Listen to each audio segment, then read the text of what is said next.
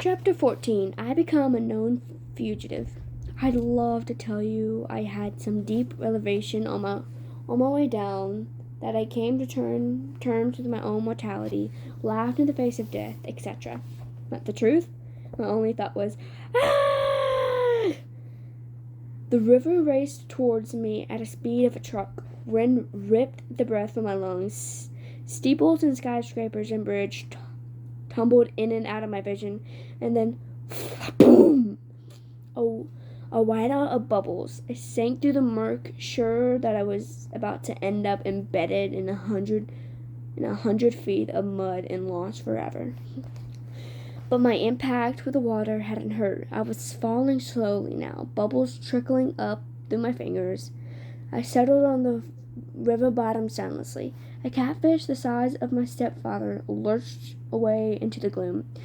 Clouds of silt and disgusting garbage, beer bottles, old shoes, plastic bags swirled up all around me. At that point, I realized a few things. First, I had not been flattened into a pancake. I had not been barbecued. I could even feel the chimera poison boiling in my veins anymore. I was alive, which was good. Second realization, I wasn't wet. I could feel the coolness of the water. I could see where the fire on my clothes had been quenched. But when I touched my own shirt, it felt perfectly dry. I looked at the garbage floating by and snatched an old cigarette lighter. No way, I thought. I flicked the lighter. A spark, a tiny flame, to appear right then at the bottom of the Mississippi. I grabbed a soggy hamburger wrapper out of the current, and immediately the paper turned dry. I lit it with no problem. As soon as I let it go, the flame sputtered out. The wrapper turned back into a slimy rag. Weird. But the strangest thought occurred to me last. I was breathing. I was underwater, and I was breathing normally. I stood up thigh deep in mud. My legs felt shaky. My hands trembled. I should have been dead. The fact that I wasn't seemed like, well, a miracle. I imagined a woman's voice, a voice that sounded a bit like my mother. Percy, what do you say?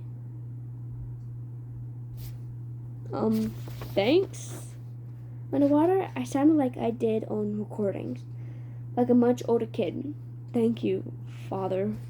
No response, just the dark drift of garbage downriver, the enormous catfish gliding by, the flash of sunset on the water surface far above, turning everything the color of butterscotch.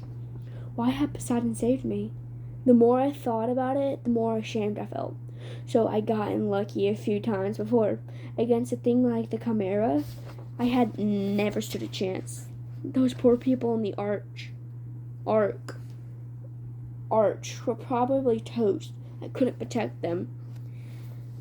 I was no hero.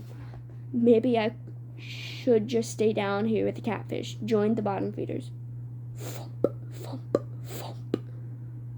A riverboat's paddle wheel churned above me, swirling the silt around. There, not 5 feet in front of me, was my sword, its gleaming bronze hilt sticking in the mud. I heard that woman's voice again. Percy, take the sword. Your father believed in you. This time, I knew the voice was in my head. I wasn't imagining it. Her words seemed to come from everywhere, rippling through the water like dolphin sonar.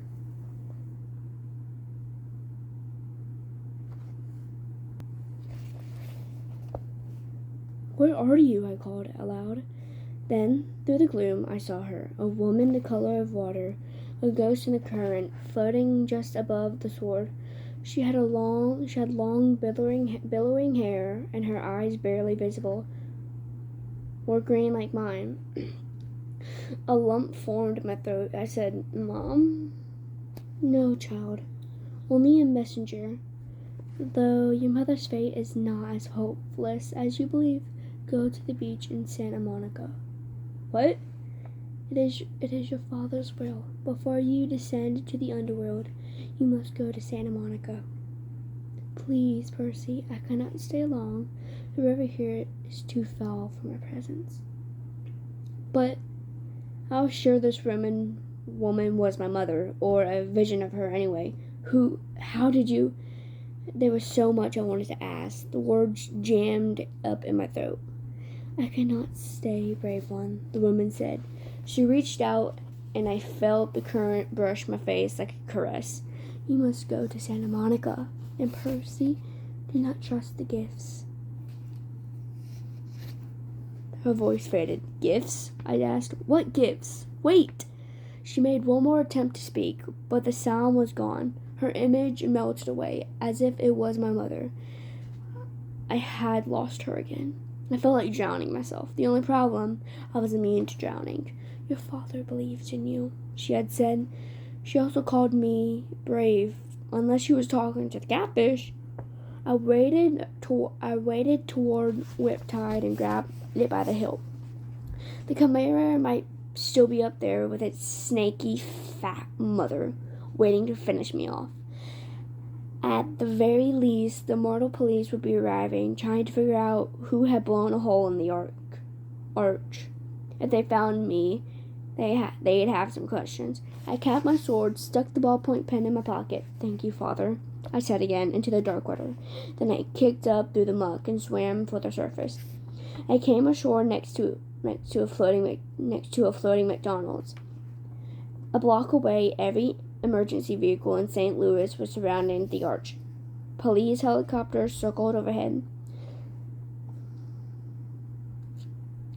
A crowd of onlookers reminded me of Times Square on New Year's Eve. A little girl said, Mama, the boy walked out of the river. That's nice, dear, the mother said, craning her neck to watch the ambulance. But he's dry. That's nice, dear. A news lady was talking for the camera. Probably not a terrorist attack, we're told, but it's still very early in the investigation. The damage, as you can see, is very serious. We were trying to get some of the survivors to question them about eyewitness reports of someone falling from the arch. Survivors. A further surge of relief. Maybe the park ranger and the family made it out safely. I hoped Annabeth and Grover were okay. I tried to push through the crowd to see what was going on inside the police line. An adolescent boy, another reporter was saying. Channel 5 has learned that surveillance cameras showed an adolescent boy going wild on the observation deck, somehow setting off this freak explosion. Hard to believe, John. That's what we're hearing. Again, no confirmed fatalities. I backed away, trying to keep my head down. I had to go a long way around the police perimeter. Ununiformed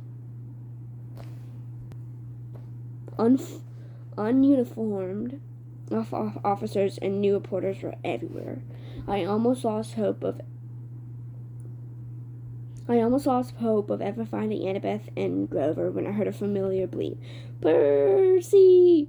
I turned and got tackled by Grover's bear hug, or goat hug. He said, We thought you'd gone to Hades the hard way. Annabeth stood behind him, trying to look angry, but even she was relieved to see me. We can't leave you alone for 5 minutes. What happened? I sort of fell. Percy! 630 feet! Behind us, a cop shouted, Gangway! The crowd parted, and a couple of paramedics hustled out, rolling a woman on a stretcher. I recognized her immediately as the mother of the little boy who'd been on the observation deck. She was saying, Then this huge dog, this huge fire-breathing chihuahua. Okay, ma'am, the paramedic said. Just calm down. Your family is fine. The medication is starting to kick in. I'm not crazy. The boy jumped out of the hole and the monster disappeared. Then she saw me. There he is. That's the boy. I quickly turned to pulled Annabeth and Grover after me. We disappeared into the crowd. What's going on? Annabeth demanded. Was she talking about the chihuahua on the elevator? I told them the whole story of the chimera, Echidna, my high dive act, and the underwater lady's message. Whoa, said Grover. We've got to get you to Santa Monica. You can't ignore summons from your dad. Before Annabeth could respond, we passed another reporter doing a news break. I almost froze in my tracks when he said, "Percy Jackson." That's right, Dan. Channel 12 has learned that the boy who may cause this explosion fits the description of a young man wanted by the authorities for a serious New Jersey bus accident 3 days ago. And the boy is believed to be traveling west. For our viewers at home, here's a photo of Percy Jackson. We ducked around the news van and slipped into an alley. First things first, I told Grover. We've got to get out of town. Somehow, we made it back to the Amtrak station without getting spotted. We got on board the train just before it pulled out for Denver. The train trundled west as darkness fell, police lights still pulsing against the St. Louis skyline behind us.